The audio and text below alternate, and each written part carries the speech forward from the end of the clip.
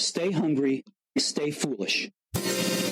Before we get into today's show, I want to thank our sponsor Zai, boldly transforming the future of financial services with a suite of embedded products and services, empowering businesses to move funds with ease and enable multiple payment workflows. Check out Zai at hellozai.com. For now, let's get into today's episode. Today's book is designed to bring you simple, sound, and practical tools to awaken your creativity at work, even if you don't think you are creative. No fluff or theories, no bull or fillers. Our guest draws on a lifetime of success in business to give you real actionable tools that you can use to become more creative. We welcome the author of The Creator Mindset, 92 Tools to Unlock the Secrets to Innovation, Growth, and Sustainability, Nir Bashan. Welcome to the show. Thanks, Aidan. Thanks for having me. I have a copy here behind me, as everybody knows, on the bookshelf. There's one up for grabs for you. Just sign up to the innovationshow.io newsletter and you will be in the hat to win a copy of that book. Let's get into it. We have a lot to cover today. Nir, before we jump in, let's set some context, because you say that we are all born with creativity.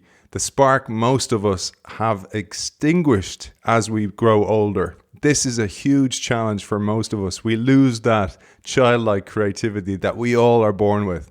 And you say that spark must be relearned, because as adults we are told that creativity is not part and parcel of maturity. It's not serious business acumen.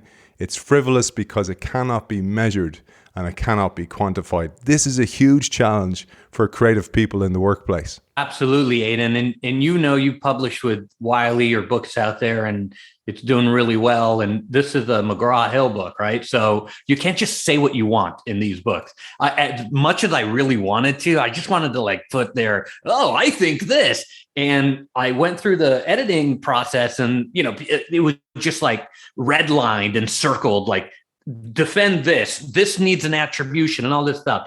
So I was really forced to do the research. And what we found through talking with child psychologists at different prestigious universities, some hospitalists and just a wide body of knowledge, is that children, especially babies, are creative before language takes hold. And what ends up happening is that they're able to solve this, Cheerio in a bottle. They can get it out so that they can eat it before any kind of language, like give me the Cheerio or me want, anything like that takes hold. And so what you have is a hardwired system in every human being on earth that enables them to be creative as a problem-solving tool before anything else takes hold. Now, you're probably smarter than me, and you're like, well, Nir, that's great in the US and maybe in the UK or something. But what about in Angola or the Philippines or whatever? So I started to look, because I had the same question. I was like, maybe it's just a West thing. Oh, babies in the West are creative and whatever. And we found that it's categorically false, that babies, no matter where they are on planet Earth, right, from some of the highest socioeconomic levels to dirt poor poverty, are incredibly creative. It's a humanity thing. So I started to do some research and I found out that it's embedded, it's hardwired in us. And it takes a lot of effort to just squash it down and be a serious, mature adult. And that's the genesis of this book. The Creator Mindset is helping unlock people's creativity that they have deep within them, but they might not know that they have it. The other thing you talk about that's so core is that many people think they're creative or they're not. They're right hemisphere orientated, they're left hemisphere orientated, and therefore they can't be creative. And the other thing, as I said there in the intro, one of the things is companies want creativity, but then when they have someone that's creative, they often reject them like a bad kidney transplant out of the organization. But one of the key facts is creativity can be learned, and that's your ultimate goal with this book. So my mission in life is to help people become more creative, no matter what they do, from manufacturing to medicine. It doesn't matter what field you're in. I'm really there to help people learn the basic tools. And it's really about relearning them, right? Because we all kind of had them as children, and then we go to school and something happens along the way. We join the military, whatever it is that we do, we like get it squashed out of us. And then we go into the world, we start a business or we go to work somewhere, and we forget these amazing instinctual tools that we are all born with that can help us solve amazing, amazing problems. And part of it, to be honest with you, Aidan, is selfish.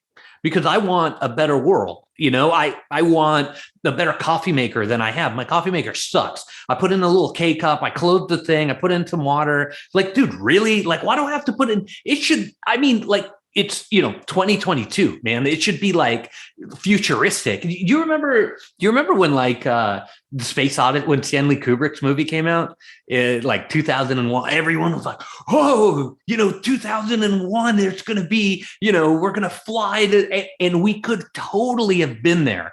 But why aren't we there? And why isn't the future there? It's because we're not acting on these creative impulses. We're not acting on creativity as a humanity. And what ends up happening is we all suffer because of that. It's really fascinating. And yeah, I hope AI will be making our coffee pretty soon. And there's already a robotic barista in over your part of the world. There's a robotic barista that knows you as you come into the coffee house. It's like, oh no, there's Nir. I better make his coffee the way he likes it. Make it right too, or else no tip. But and the good thing is AI doesn't want a tip. It doesn't need. But and that's like our part of the world. Anybody who's worked waitressing over or has had Irish tourists, we're not great tippers when we go to the US. We don't understand that culture. Anyway, let's move on. I was thinking there's amazing serendipities happen when you have a podcast. You know what that's like. You run your own podcast as well, and we'll let people know at the end of today's show where to find that. Very simple, nirbashan.com, just for anybody who wants to jump in there right now. But one of the things I found so serendipitous about this was I'm currently reading, it's not a book, it's an oeuvre, the French word that means a body of work by a guy called Ian McGilchrist. And Ian's been a former guest on the show. It's an unbelievable book. It's like 3,000 pages long. It's massive. He's basically covered every aspect of the brain. And I've been reading that in the background, getting ready for a future episode, because I don't have the mental capacity to read it all in one go because there's so much, obviously. But then I was reading your book and I was like kind of going, this is so serendipitous, because Ian also has a former book called The Master and His Emissary. And it's about this ancient story of a master who sends an emissary, this person who represents him out into the world. And what it is about the right and left brain. And in Ian's world, the right brain is the master, and it sent out the left brain, which is the more analytical side, out into the world. But what's happened is the left brain then turns around and kind of goes, you know what? I can be running the show here. Screw the master. I'm the king here. And that's what's happened in the world. And this is very much a theme throughout your work, is we're living in this world where the left hemisphere dominates. It's an analytical, logical world, and that often quashes creativity. And this is what's happening in the business world. Absolutely. And it's shocking. It's shocking how much money we're leaving on the table. So my whole thing is I help businesses become creative. I'm not an artist. I don't draw or paint or sculpt or dance. I mean, that's cool if you do that. That's fantastic. Like, some people love the arts, and I do too, but that's not what I'm talking about here. I'm talking about creativity for practical purposes, for launching initiatives, for finding ways to increase profitability. I believe that the very engine of ingenuity, of business, of trade is one of the best things that we've come up with in the last 200 years, right? It has lifted more people out of poverty around the world than any other thing ever, right? Charity's been going on for 15,000 years or whatever. Since the dawn of man, there's been charity, 30,000 years. But has that lifted people out of poverty? No. There's all these, the church giving and all this stuff. Has that lifted people? No. What's lifting people out of poverty is the ability to work, to have purpose in life and a job, and the ability to contribute to their society through their goods, products, or services, right? That very thing is the driver of my message. And helping people become creative is incredibly important in the fabric of that environment, because when you are creative, you're able to say, oh, okay, let's look at this process a little differently. Here's an efficiency I can make. Here is a way that I can increase the profitability of what I'm doing, or increase the efficiency of my job, or whatever it is, so that I can contribute to society on a much higher level. Yeah, I agree, Aidan. We have a shocking lack of creativity in modern business. We have the brain that is being almost overwhelmed by one side of the analytics side, just squashing down the creative side. And we end up with a world that's like that, not that great, it's just not that fun. And when we start to say, okay, the analytics are important to some degree, but what we really do is we start to balance out the two, then we're golden, right? So there's a lot of books out there that say, throw away the analytics and take off your clothes and go into the forest and light a fire and smoke a lot of dope. It's like, I don't think that's a good idea at all, right? I think life, humanity, if you look at it carefully, and I've studied this stuff kind of because I had to, not because I wanted to, but because I had to, right? I've studied all this stuff, and I found that balance is one of nature's most elusive goals, right? It's one of the most difficult yet amazing places that anybody can be in, from a physiological, biological perspective, all the way to a work perspective and a career perspective. So what we need to do is, we're like 90-10, right? We're 90% analytics, 10% creativity. And we need to just try to balance it out 50-50. If we're able to balance out our mind and our efforts and our ingenuity, our productivity, the profit that we can generate from the revenues in our product or service, if we could just be balanced, Aidan, the world is going to instantly be a better place. And we need more voices out there to push this narrative, to say it's okay to be balanced. It's okay to take a risk on a creative idea. It's okay to try to, level the playing field so that good ideas can get out there into the world. And we are going to cover some of the ways you can do that to balance the right and left hemisphere. One of the examples you give, and I just wanted to map what we were talking about there to a concrete example, and one that makes sense when you hear it, but is often overlooked in the story of Apple and the resurgence of Steve Jobs back into Apple. You mentioned this in the book, was if you think of any organization, originally they're created from the creative mindset, the creator mindset, the right brain. But then as the organization matures, the left takes over and it becomes, we need to protect what we've already created. We need to now milk the cash cow as much as possible. And as a result, the right gets quashed again. And that's what happened with Apple. Jobs was ejected. And yes, he may have not been a great leader, and hopefully he learned a lot during his period of exile. But when he came back, the way Apple wanted to fix the organization before was with the left, as you say. And this is what many organizations do: redundancies, layoffs, product closures, etc., instead of leaning into the right hemisphere again, into the creator mindset and saving companies that way. I'd love you to take us through this. Yeah, definitely. I talk about it when I'm out doing keynotes, and I could literally see people's eyes roll. Right. I'm like, Apple. And then I could see people like, oh God, not another Apple story. Please, not another. But here's the story, right? Basically, Steve Jobs got kicked out of Apple, his own company. And Apple was in deep dookie because they put out the Newton before. It's like the pre-iPad. The Newton didn't do well. And so they were losing money left and right. And the company was hanging on by a lifeline. And what ended up happening with analytics took over, just like you said, Aidan. It was, oh, if we're in deep trouble, what we're going to do is we're going to do layoffs and restructuring, which is like restructuring is the most BS term ever, right? It's like literally. So they did restructuring, whatever that means, layoffs and all of this stuff, and none of it worked. Why? Because when we do analytics only, they'll never work. I talk with companies all over the world, man. It's my life's work. I promise you, I've documented case studies in the thousands of companies that start off with some kind of innovation and then they level off because they're like, we got to protect it. We can't do anything else. Oh, what worked yesterday will work tomorrow. In every single case and every single company ever started on earth, if there isn't continual innovation, there is decay and death. It is guaranteed that if you don't continually change, innovate, adapt, kind of be in the moment with the consumer, or if you're B2B, be in the moment with the buyer, then something will always crash and burn. So the same thing happened to Apple. They were on analytics only in Apple, right? Out of all companies. And so Steve Jobs got bought back in at the 11th hour.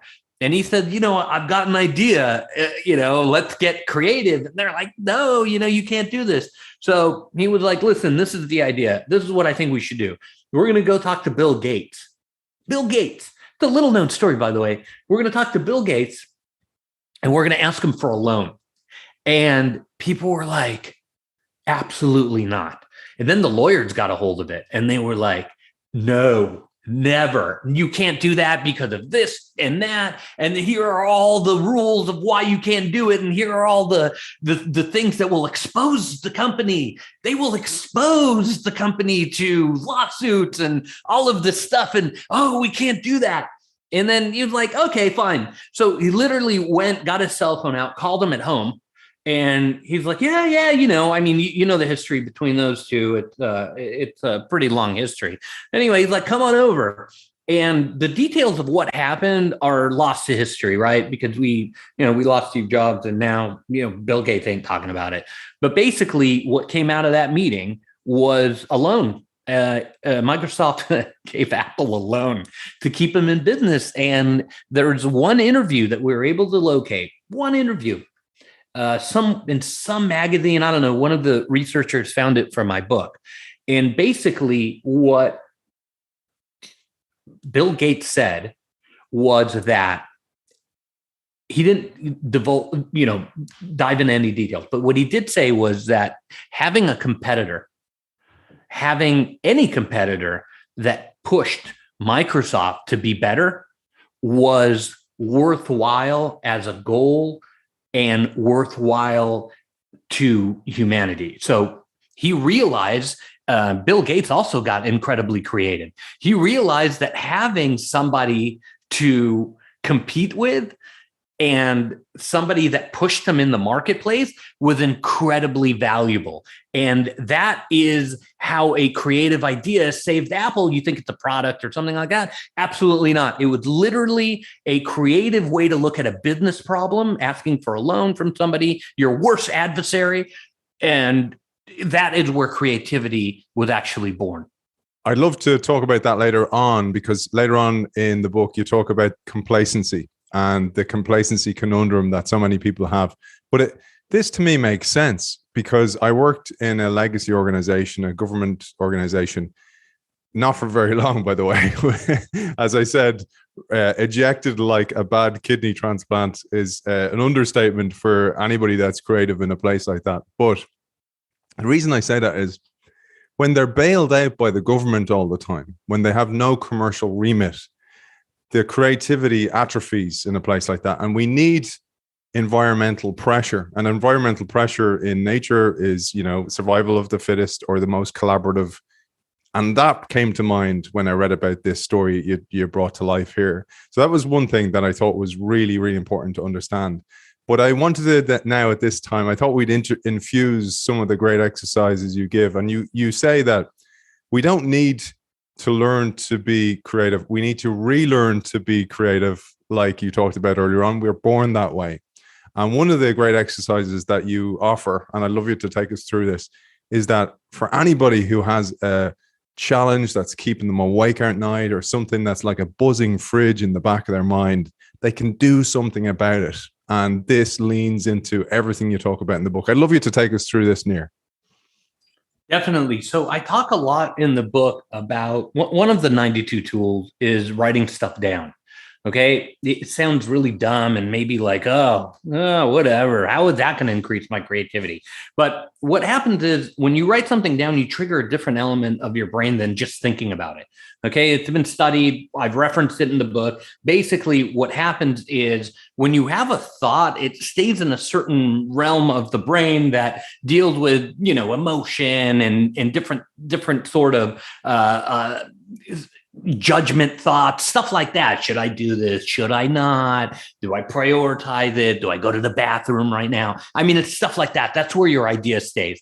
You don't want your good idea to stay in the realm of, should I go to the bathroom now? Or am I hungry? Or do I want some water? Right? That's not where you want a great idea to sit, but that's where it sits. That's part of the brain. It sits in that part of the brain. And so what ends up happening is it doesn't get the attention that it deserves. So when you grab a pen and a paper, or a pencil, whatever, and you write down that idea, it transforms it from that part of the brain that deals with emotional decision making to a action item decision point. So you write stuff down as it comes up, and it is an incredibly powerful creative tool. What you end up doing is we talk about kind of the second level of writing stuff down, which is the waterfall in the book. And the waterfall is basically an exercise where you sit down and you start writing stuff out, regardless of whether it makes sense or not. You just pen and paper, pencil or whatever in hand, and you just start writing stuff as it comes to your mind. And what ends up happening is you might write,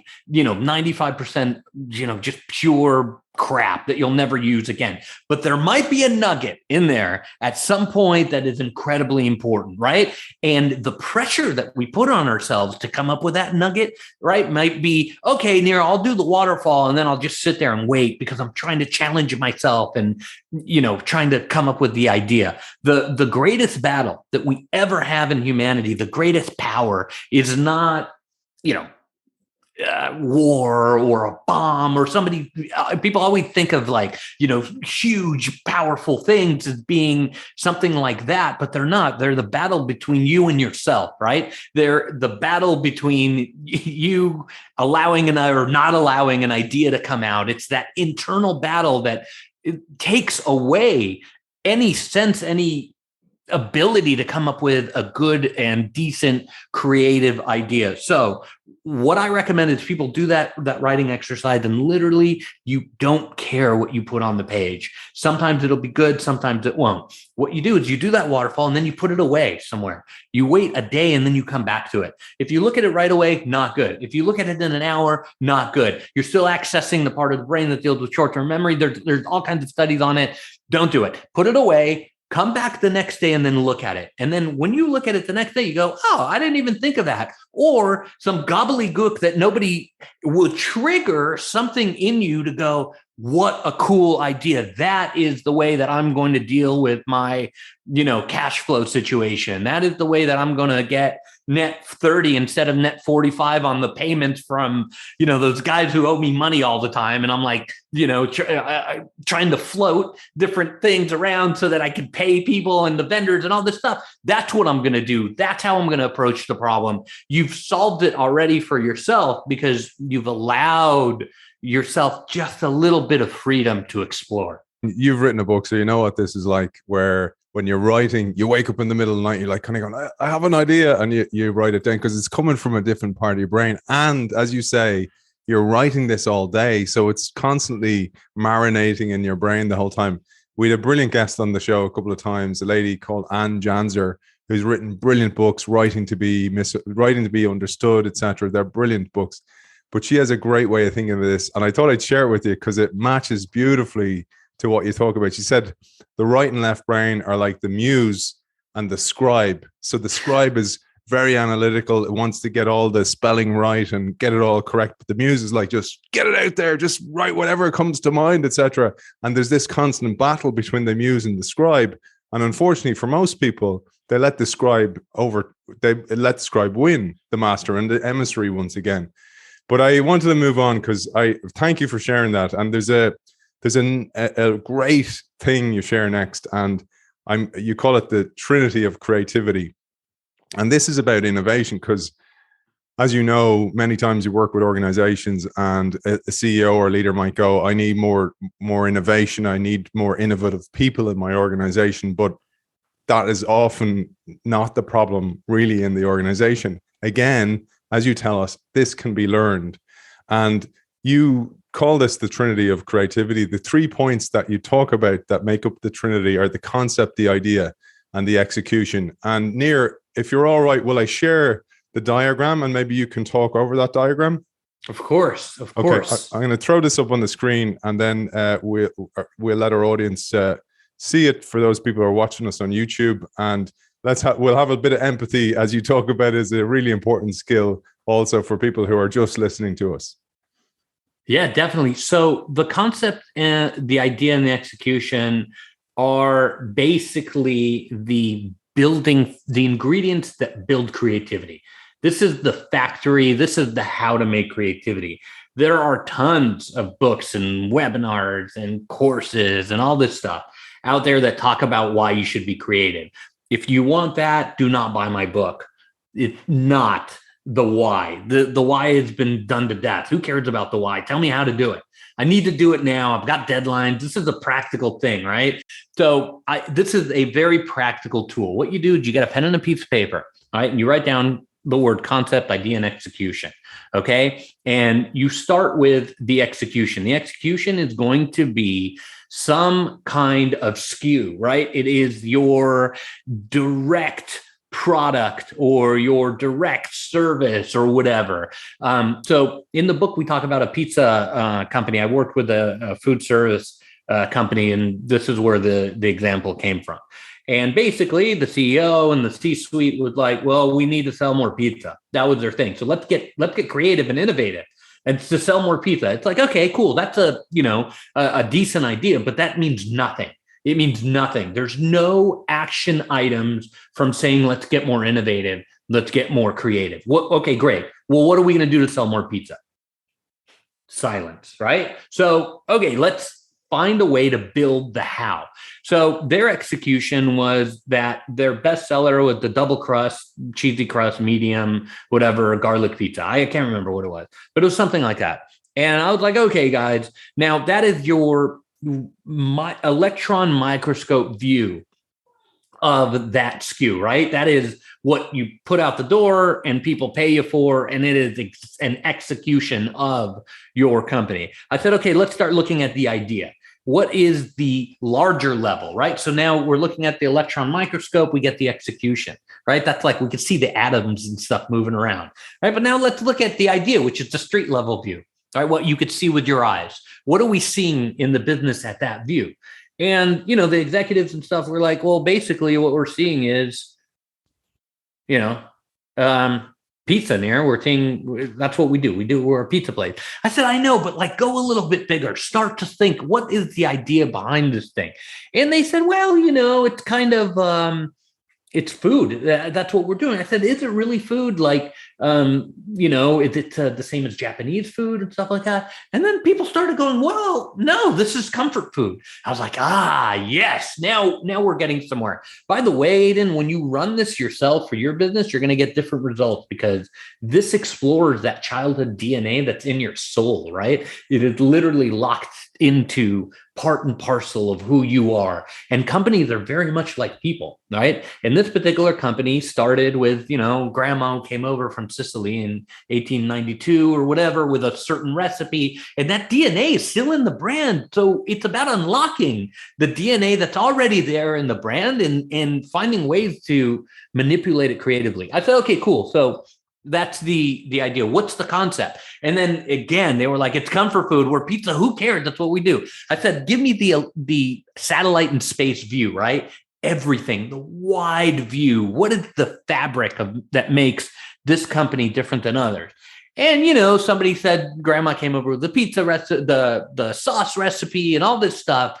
And basically somebody in the room said, and I'll never forget this, They're like, Nir, there are people in the US who get a pizza from us every day at 6 o'clock. And it's literally their only contact with humanity because they have a relationship with the drivers. They love the drivers. We literally, if it wasn't for us, they would starve. And I'm like, that's crazy. So is that for real? They're like, oh yeah, that 100% different markets and stuff, no matter where it is. There are customers that order from us every day. I said, okay, so what are you guys really doing? What is the huge view, the concept? And they're like, well, we're kind of in the sustenance business, right? We an incredibly good deal. You get a lot of food. You can feed a family, and we're very proud of that. We're very proud of the fact that we've kept the prices just right, that we could feed, a lot of people for a decent amount. And that's kind of the business. I said, okay, cool. So your concept is sustenance. Your idea is comfort food, and your execution is pizza, or at least, the double crust meat lovers, whatever, medium. And they're like, yeah, great. We've done that. We've wasted a week. We've paid you for it. Now what? And I was like, okay, cool. Yeah, I get it. But now comes the fun part. So I want everybody to look at the medium level, the idea, and start to come up with different ideas that have to do with comfort food. And they were like, well, what about comfort? When I think of comfort food, I think of chicken soup. So I made everybody get a piece of paper out. We wrote it down, and somebody wrote down chicken soup. And I was like, great, guys, what else? And then they slowly but surely did the work themselves. Aidan, I don't want to be there as augmented staff. I want to do a couple weeks with them, maybe a month, get everybody really excited, get everybody focused on how to innovate, and then leave it. It's not, I don't want to be your augmented staff. I want you to be able to be empowered to come up with the ideas yourself. So after I did that, and they started to map out new products, right? Originally, the goal from the C-suite was, we need to sell more pizza. And what they got was different products. So I'm really proud to have been part of the, calzone thing, that was a new product that came out of this exact consultation service, because it was something that was a derivative of comfort food, but not exactly pizza. And it gave them a new offering. It's brilliant. I didn't come up with it. They did. It's their brand. I can't go in and tell you, Aidan, this is what you need to be doing in your business, or go to your listeners and say, you need a calzone pizza, and collect a check. I don't know. You have to explore the brand. You have to relearn how to think creatively in order to come up with these different ideas. And the funny story is the chicken soup that they came up with, a chain here in the US called Chick-fil-A released the chicken soup almost 3 years ago. And everyone's like, totally off brand, man. Like, you're a chicken sandwich place. Chick-fil-A's chicken sandwiches and fried chicken, by the way, and fries. That's their core thing. They have 4 things on the menu. Right. Then they added the chicken soup. Everyone's like, oh, it's going to be a failure. It's one of the most popular products. People go in there to get chicken soup. Who knew? It's not even fried. It's like, grilled chicken soup in a thing, and it's delicious. So the point being is that the DNA of your product or service is sitting there with latent potential to grow, latent potential to scale, latent potential to increase profitability and increase revenue. It is up to you in your business, or even in your career, to explore and exploit that very, very DNA in order to grow the company, in order to meet your goals, in order to maximize effectiveness. No matter what it is that you do, it is right there for the taking. You just have to learn how to do it. It reminds me of a great show we did. This is a long time ago. It's pre-pandemic, with a brilliant guy called A.K. Pradeep. And he wrote a book called AI for Marketing and Product Innovation. But he was talking about something similar to you, where it was funny because you talk about these limitations we have where, for example, Harriet, a lady 100,000 years old who can teach us these things about the negativity bias we naturally have because we were hunted like animals not so long ago in the human evolution, in the evolution of the brain. But I wanted to just mention this with AK Pradeep. He used AI and combined it with a team and a Nir, so a facilitator, and they all worked together, including the AI. And the AI scanned social media they were trying to find a new flavor of ice cream. And what they noticed through the AI was the AI had picked up that a lot of people talked about ice cream at breakfast time. And that was thrown into the ether and marinated in everybody's minds. And then one of the team over lunch was like going, what if we used the milk from the cereal from breakfast to make ice cream? And that became an absolute killer product for the same reasons you're talking about there. Because probably if somebody said that, it would be kind of going judgmental and kind of going, I don't want them to have a win because then I don't look so good, the scarcity mentality, etc. So I want to just put that there, and I'd love you to unpack these things. And then the next was that this negativity bias we naturally have. Like you, I run workshops all the time, sometimes ideation workshops or brainstorming. And what I find is if you start with, give me all the reasons this won't work, you'll fill the walls with Post-it notes and, everything negative why it won't work. And then you're like kind of going like you with the pizza guys, what will work? And then it's like, and it's quiet and it's silence. And that is baked into our brain, and we need to overcome that. And this is a huge part of your work, is all this work, all these exercises that you offer in the book can help us break that negativity. I talk about it all the time. So we've done some deep studying here, right? And we looked at the English language. And the English language is a very interesting language, because if you look at it carefully, you'll see that there is almost a 6-to-1 ratio of bad words to good words. Okay? 6-to-1. Isn't that crazy? So for every positive or fun or nice word, there is 6 negative words. Crap, sucks, not fun, not great, horrible, terrible. There's so many more bad words. And I figured, it's kind of an English phenomenon, right? Because, the UK is kind of, I don't know, it's dreary, right? Most of the year it rains. It's kind of like, ugh. So it's an English thing, it comes with describing the environment. That was my theory, right? Of the British Isles. I thought like, okay, cool. I got that one. It's English only. So then I said, you know what? But like, in order to put this thing in a published book, you have to actually do the research. So I was like, okay, I'll do the research. So I had my team go out and look. I think it's something like 26 different languages, all over the world, picked at random.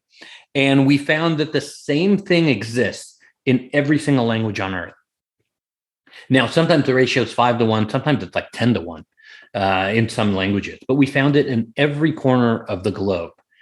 And so what's really important here is choosing your words incredibly careful and always trying to align on the side of positivity. What ends up happening is when you choose to reject the negative words and you choose to instead frame these problems that you're having at work in some kind of positive way, the ability to solve that problem, the ability for creativity to take hold multiplies automatically just by your selection of words. It's amazing. So really, when something goes wrong at work, you could say it sucks. This is terrible. This is not great. It's a horrible, setback, and all these language words that we have to describe something going awry or off the rails or whatever. Instead of choosing to do that, you can choose to look at it with some kind of positivity. And when you do that, you automatically inspire creativity just by your word selection. Now, Aidan, I know that you have a huge background in entrepreneurship and you've owned companies and stuff like that.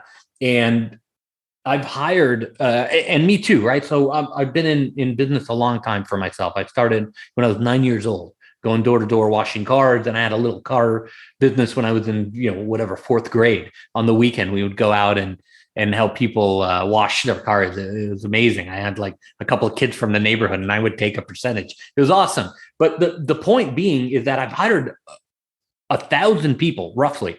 Actually, it's a little more than that over my career. And I've noticed that every time you hire somebody, there is a direct correlation between their language and their success.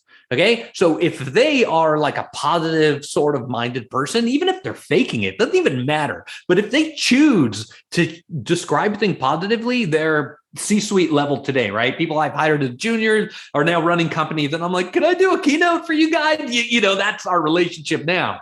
But basically, that's what I found over that many years.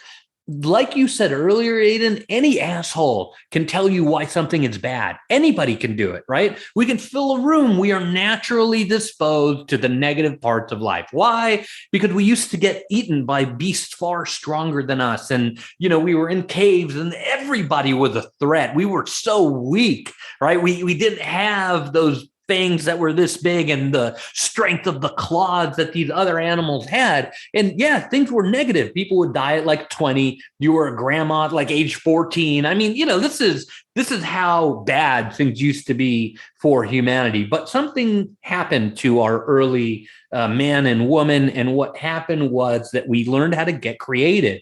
We used our brains to enable survival. And then because we used our brains to enable survival, we transcended from mere animals to the society that we have today. So yes, positivity is incredibly important. And the language that we use in day-to-day work is paramount in order to become more creative. Something your listeners can do right now, right? They're listening. They're like, okay, that's kind of cool, but it's theoretical. How am I going to ever apply that? Emails, right? You send, how many emails a day do you send? I send hundreds, right? It's like tracking this, talking with the staff, making sure that we got paid on this invoice. And, you know, it's hundreds of things back and forth. Are you the kind of guy or gal that sends an email that says, you know, thanks, have this in by noon? Or are you the person who says, hi, Aidan, hope you're doing well. Nice to catch up with you. If you can, please check in on this invoice. We've been tracking it for a while. It's kind of important because of these reasons, comma, your name. Or you send like one-liners, like tracking, must have this by tomorrow, please. Or you don't even say please. And, you know, so just next time you sit down to send an email, you make a choice. You make a choice every day in life as to how you want to approach a particular situation, how you want to approach a vendor, how you want to approach your boss. It doesn't really matter. Take 2 extra seconds to put the person's name, for God's sakes, put the person's name and ask them how they're doing. You don't know. They might have gotten hit by a bus. You don't know, man. There's so much that happens to people that is hard for them to deal with, or wonderful. Maybe their kid just graduated and they had a wonderful celebration, or maybe somebody just got diagnosed with some horrible things.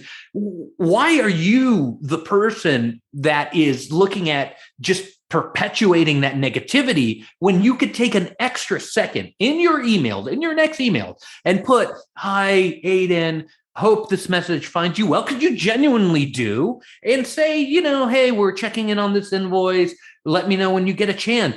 Your return rate on those emails and your response rate, the engagement rate will go through the roof, rather than sending a quick one-liner and being kind of a negative Nelly. So I urge your listeners and people watching us right now, that positivity, just start an email and you will see an amazing transformation within hours, because you'll get people responding like, oh yeah, you know, had a nice weekend. My son graduated school or whatever. And you get that amazing humanity back that you will never, ever get with negativity. I'm so happy you brought that up, man. It's when I was retiring from sport, from a career in sport, I mistakenly thought everybody was educated in business writing, et cetera. And when I joined the company, I was an intern. I was 31, an intern.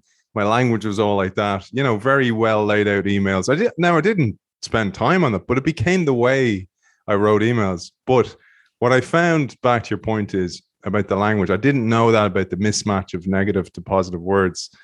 But when you use that positive language to others, it reflects you. It actually changes how your brain also thinks. A way I noticed this with myself was I studied in Germany and France.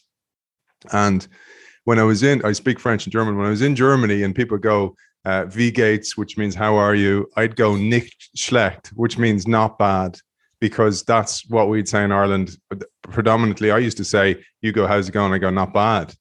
Isn't that amazing? Yeah. And then because it was in a different language, they'd kind of go, that's not the usual response. And they'd be kind of looking at me. And then I went to France after Germany, and they were like, ça va, which is how is it going? And I go, pas mal, which means not bad.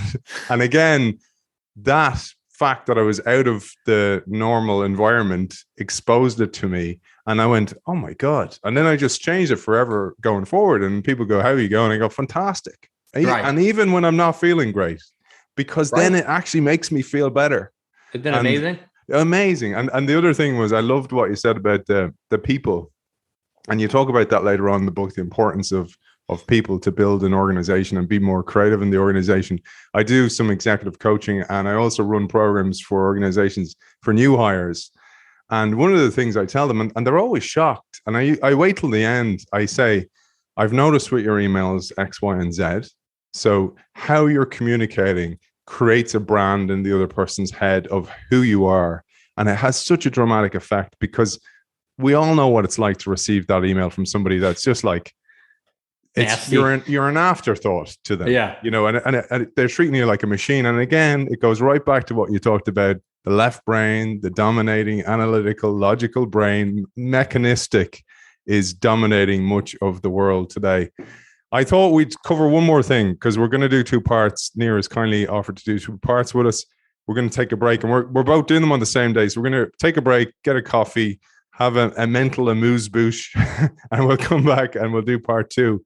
But I'd love to whet our audience's appetite about some of the 12 principles that you pepper the book with. And you highlight throughout the book these principles, 3 of which come together and are so important.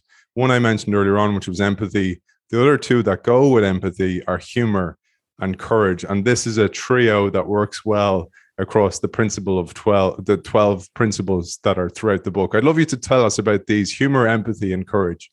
There's nothing I get more emails about from around the world at this book than those 3 things, because people are like, really? Those are the 3 most important things? They're like, humor's not important. Like, people love, I think, with social media, Aidan, like, people love to say why you're wrong, right? This goes back to this negativity thing. If you look at most threads, and I think it's human nature, right? There's something about social media that separates the humanity from the human. Right. And you're able to tell somebody, oh, you're a jerk online 100 times easier than you would be in person. Right. 100 times easier. So people, because of that degree of separation, want to say, Nir, empathy is okay, fine, it's important, but humor, who cares? Right. Courage is like whatever, but those for me are the foundational things. And I'll tell you why. Humor opens up is an incredibly complex thing, right? And what it does is it allows you to look at a situation in a different way. The very nature of humor is creative, because for something to be funny, your brain has to sort of, combine several things that are usually one way, and the joke is that it makes it a different way. Now, I'm not saying go off and, tell crude jokes or something like that, and you're going to do great in your career. But I am saying that a well-timed humorous moment, or actively looking for the humor and the folly in life, is a wonderful, wonderful business tool. At the end of the day, who cares?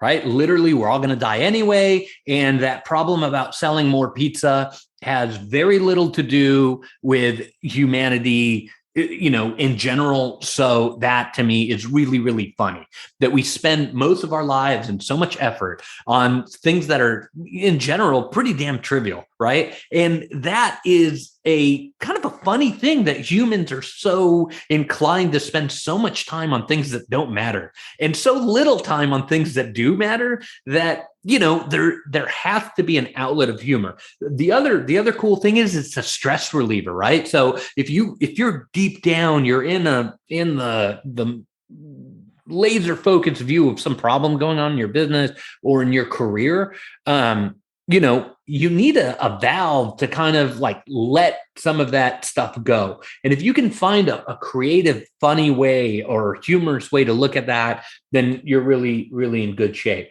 Empathy, incredibly important. The ability of humans to relate to each other is the foundation of business, period. I don't care what it is that you do or how incredibly technologically advanced your product or service is. I've talked to people in the Valley about this, and they're like, "Well, Nir, we're an AI company. AI is amazing. It's going to take over the world, man." And I'm like, "Yeah, cool. Yeah. What's AI based on?" They're like, "Well, incredibly complex, man." Okay, at its base, what is it? Well, it's intelligence. Okay, what's intelligence come from? Well, humans. Oh shit! Wow.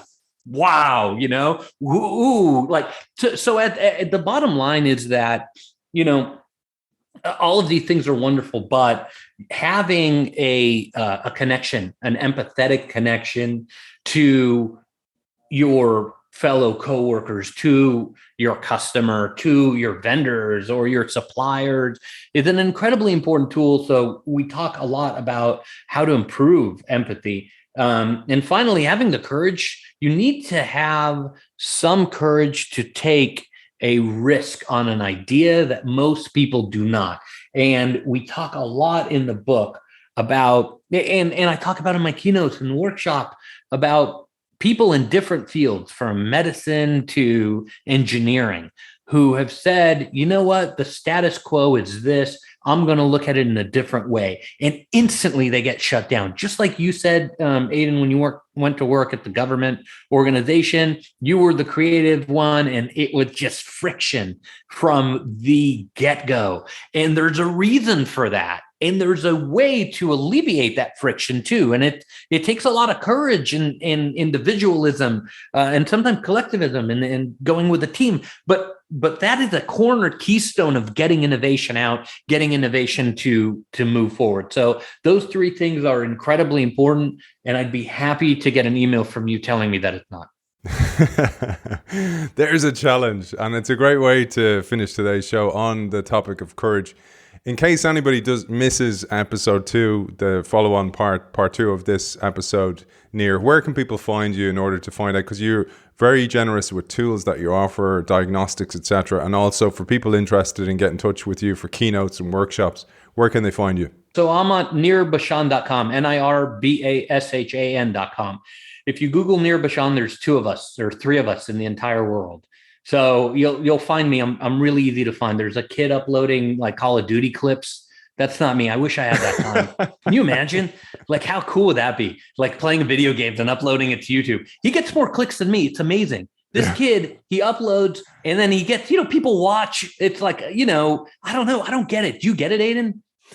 I don't, man. I also have that challenge with the length of the show. So covering content and going deep in the show. You know this because you run podcasts and you have a much less volume because it's not your podcast as well. So the attention span for people has got less and less, which is a huge challenge to deep thinking and creativity because creating the right environment, as you know well, is so important to become creative in the first place.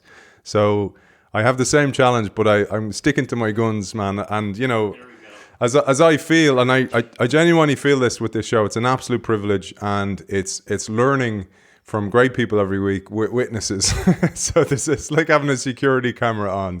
Luckily the quality is getting better. Your catalog runs to the who's who. I mean, seriously, it's one of the better shows that if you look on your website and go to episodes and stuff, I mean, that's pretty much, I don't know, what do you have? Like the top 10% of thought leaders on earth?